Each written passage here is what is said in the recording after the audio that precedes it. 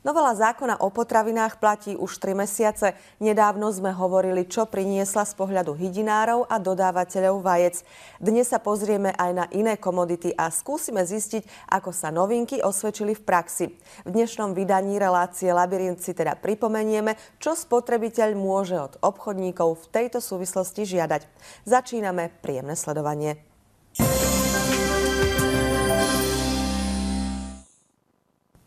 V štúdiu vítam riaditeľku Potravinárskej komory Slovenska Jarmilu Halgašovú. Dobrý večer. Dobrý večer, prajem.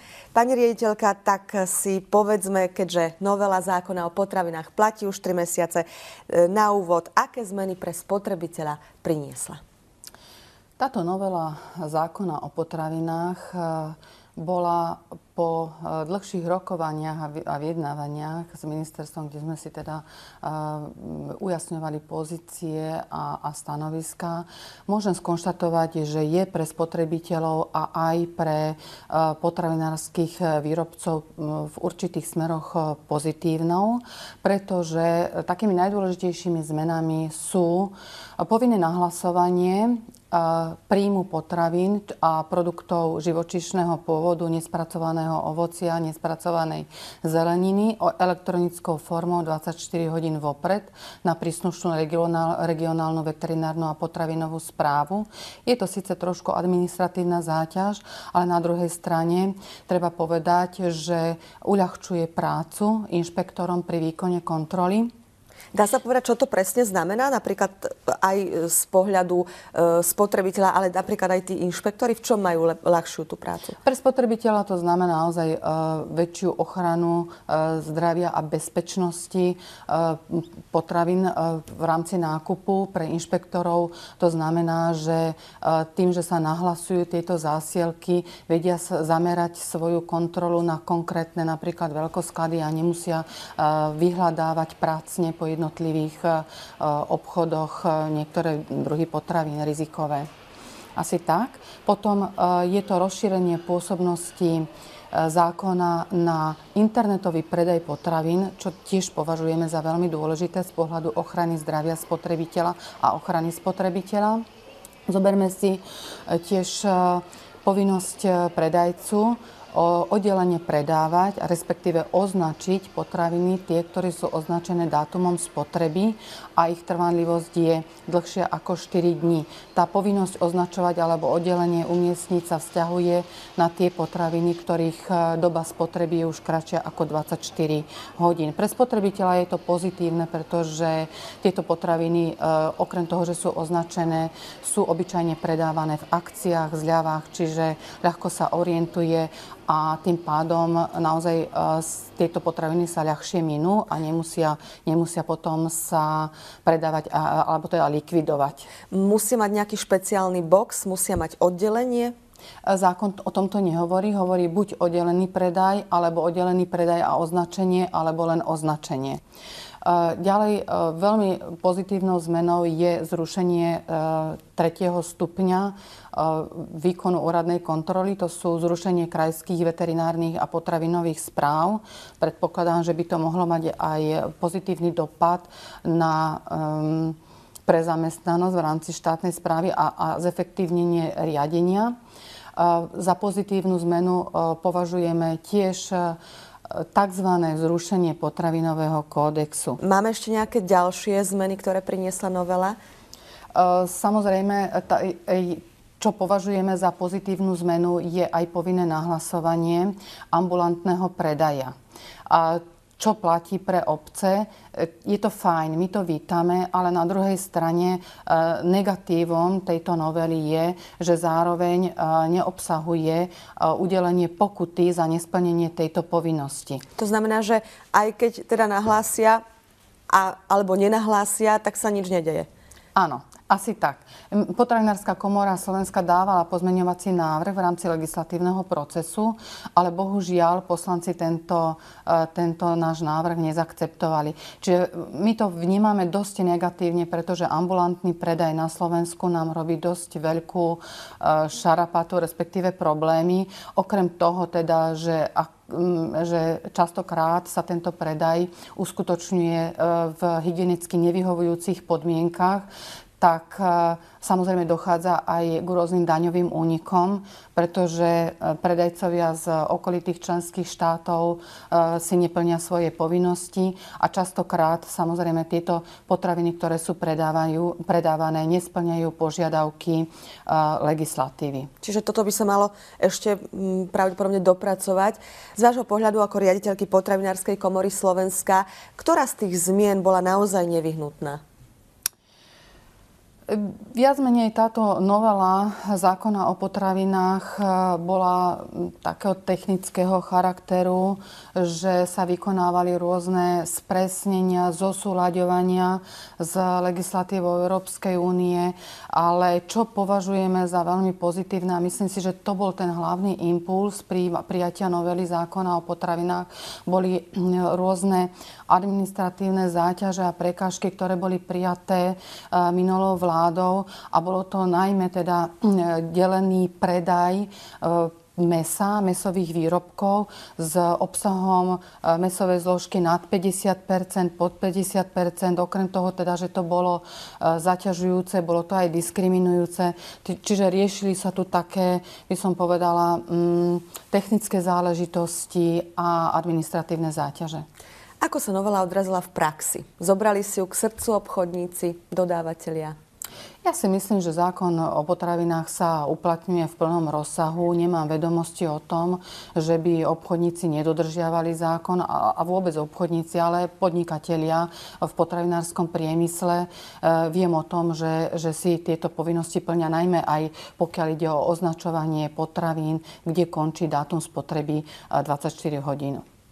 Kde sú možno nejaké rezervy v rámci toho reťazca, alebo možno naopak, kde tá zmena je taká najočividnejšia, najpozitívnejšia, dá sa povedať?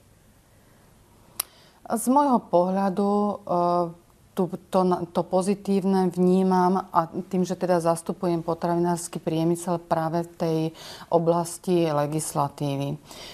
Negatívne vnímam zvýšenie pokút, zvýšenie limitov pokút s tým, že teda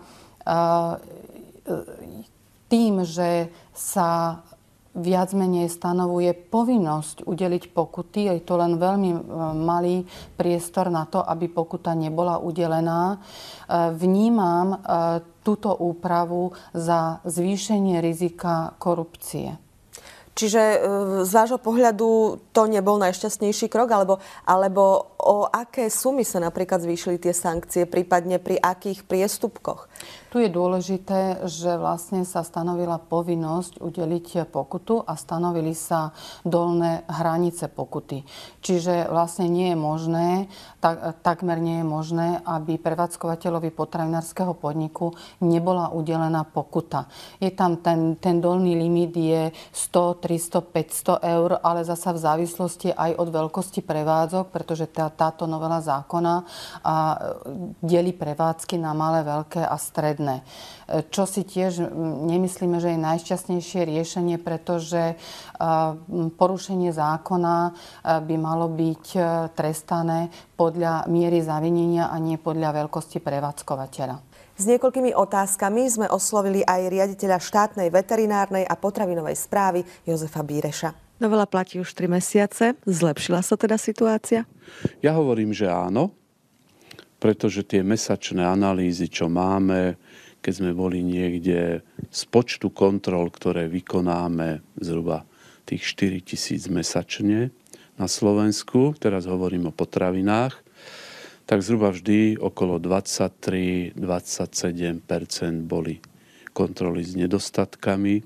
Teraz sme niekde na 17%, čiže ten pokles je určitá tendencia a tie nedostatky, ktoré už boli, ja nazvem chronické, už pomaly sa strácajú a tým pádom hovorím, že malo to zmysel.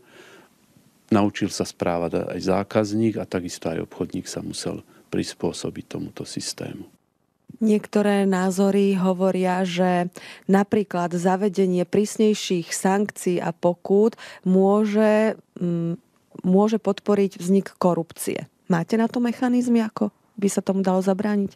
Áno, my sme v zákone využili 2 možnosti. Prvou na odstránenie akejsi korupcie alebo teda nejakého neodborného prístupu našich inšpektorov tým, že tie sankcie sme pomenovali pre každý priestupok veľmi taxatívne, takže sa vylúčila možnosť, že za rovnaký priestupok na východnom Slovensku a na západnom Slovensku nebola rovnaká výška pokuty.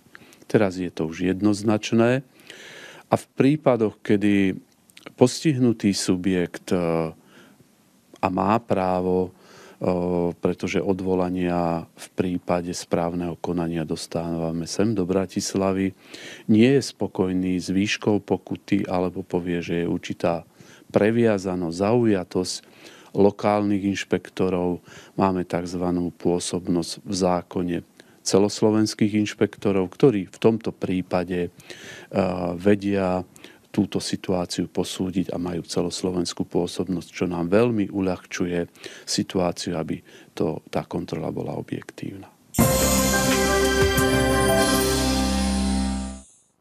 Pani riaditeľka, keby sme mali porovnať situáciu s inými európskymi krajinami, ako sme na tom? Pokiaľ ide o spotrebiteľa, tak môžeme povedať, že ak zoberieme ten uhol pohľadu dostupnosti potravín, áno, spotrebiteľ by mohol byť spokojný, pretože na pultoch nájde celý sortiment potravín, vrátanie cenovej ponuky. Sú tam aj cenovo dostupnejšie potraviny, aj potraviny s vysokou pridanou hodnotou.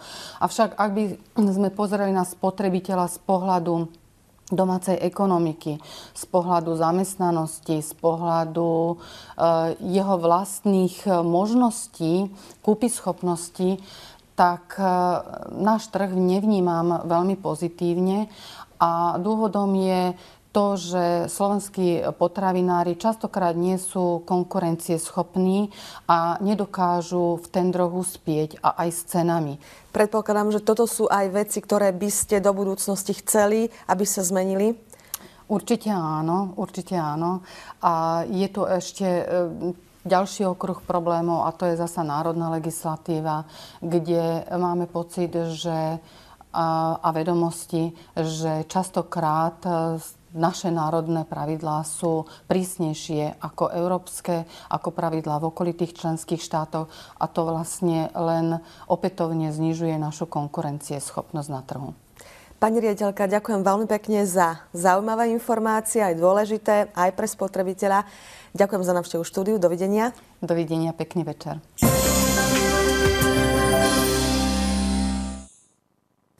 Na to, ako novelu zákona o potravinách obchodníci prijali, čo sa zmenilo a či mala zmysel, sa pozrieme aj niekedy na budúce. Možno o niekoľko mesiacov. Relácia Labyrint tu však bude už o týždeň s ďalšou spotrebiteľskou témou. Teším sa na vás a dovidenia.